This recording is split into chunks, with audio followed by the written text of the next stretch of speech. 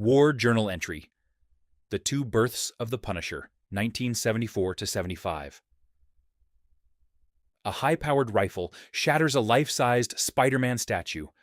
The Punisher hits his mark, and the Jackal cheers him on and goads him. While the Punisher admits he takes no joy in killing those marked for death, none of that matters to the wall crawler. The Jackal has conned the Vigilante into believing Spider-Man is a menace, and the Punisher will soon have the public relations troubled hero in his sights. Was it not a simpler comic book story world back then? The Punisher famously debuted in The Amazing Spider-Man number 129 in February 1974. Still, it wasn't until Marvel Preview number 2 in August 1975 that writer Jerry Conway fleshed out the character with the detailed origin that defined Frank Castle and his mission. That mission is a war against the mob, which quickly made the Punisher an infamous new character on the superhero scene. J. Jonah Jameson heard of him and demanded that Peter Parker get some photos for the Daily Bugle. Yes, the narrative was that straightforward, similar to most Marvel comics from the early 1970s, which were designed to be self-contained within 22 full-color pages. It is nary a page or two before Spider-Man confronts a different kind of antagonist, one who kills those who deserve it, albeit reluctantly. Spider-Man is a marked hero, wrongly blamed for Norman Osborn's death, making him a target for the Mack Bolan-inspired Vigilante, manipulated by the also debuting Jackal, a green-garbed stand-in for the deceased Green Goblin. The Jackal was hardly the most original or compelling villain, but he delivered convenient plotting during a time when Jerry Conway was scripting a huge workload for Marvel. Each month, the Jackal would con a villain of the month to battle Spider-Man, building to what would become the foundation of the notorious Clone Saga years later. The Punisher turned out to be far bigger than just another throwaway villain of the month. No one knew it at the time, but readers could already tell the character was different from the usual Spider-Man menaces.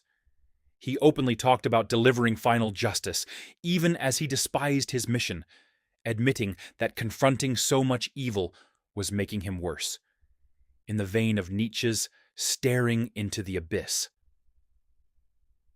Two things stand out about the Punisher in his debut. He never kills anyone, and Spider-Man sees him as a hero rather than a villain. Their first meeting ends with a détente, as Spider-Man lets the Punisher walk away after discovering they are both being played by the Jackal. Yes, Spider-Man let a mass-murdering vigilante go free. What would make the true blue hero act so irresponsibly? Call it a logic flaw in a generally solid story, a convenient character bump designed to set the Punisher up for a return as an anti-hero. And return he did, right away, in Amazing Spider-Man number 134 to 135, July to August 1974. Returning to the book in less than 6 months shows how popular he was with readers, and he'd return in grand form in giant size Spider-Man number 4, February 1975. The violent character seemed out of place in Spider-Man, but he was perfect for the black and white Marvel/Curtis magazines, like Marvel Preview, dubbing him America's greatest crime destroyer and featuring him on the magazine's cover, suggested Marvel had bigger plans. The cover also highlighted an interview with Mack Bolan/Executioner author Don Pendleton, not hiding the Punisher's inspiration and hoping to draw in readers who made Pendleton's anti-hero a massive paperback seller. The tale, titled Death Sentence, begins with the ominous War Journal entry 362. Establishing the Punisher's war on crime and nihilistic Quixote-esque mission. As the entry in the War Journal says, that was the beginning. God only knows where it would end. In this story, the Punisher stops a political assassination, only to discover that a fellow Vietnam veteran was the one attempting it, pulled into doing the job because he needed the money in his disillusionment. The would-be killer meets his end after getting napalmed by a mysterious helicopter. The Punisher survives and intends to solve this mystery. Who is hiring down-and-out vets to commit political assassinations, and then terminating them when their tasks are finished? The story is far closer to a men's adventure pulp novel than a superhero tale, and Conway's writing nails that vibe. Tony DeZuniga's artwork adds a noir-ish element, different from Ross Andru's bright colors in the monthly Spider-Man book, creating a dark world for the Punisher to navigate. The outstanding one-shot does more than reveal the Punisher's motivation, the death of his family.